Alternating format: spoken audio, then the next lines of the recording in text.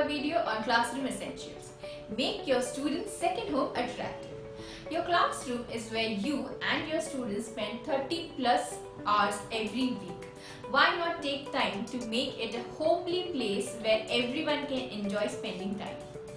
Decorate your classroom so that students can learn in an organized and visually attractive environment.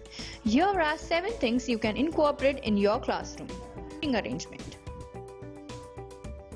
While deciding seating arrangement, consider how you want your students to interact with you and with each other. You might choose rows to limit talking, desk groupings to encourage collaboration, or a giant desk circle to facilitate classroom discussions. Water corner. You definitely don't want your students to spill water from the water bottles all over the class. So the ideal place for a water bottle corner would be just on the entrance of the class so that students need not go out of the classroom as well as not take their bottles to the desk. Aesthetics corner. Set up an art corner in your class and name it an aesthetic corner. Place some or all the beautiful paintings, crafts, etc. your students have made in this academic year. To spice things up, you can also store some material like white paper, grid paper, crayons, marker, glue, Play-Doh, etc. so that students who finish their classwork early can go to the art center and explore their creativity. The pencil trade. Where do all the sharpened pencils disappear? Do you face this problem in your class? Adopt the pencil trade system. Keep 2 large jars within your reach, one full of sharpened pencils and other for unsharpened pencils. When a student's pencil breaks or becomes dull, they can just hold it up in the air to signal that they needed an exchange. Then just walk over to the sharpened jar of the pencil and keep the student's dull pencil in the unsharpened jar and give a sharpened one to the student. Daily timetable.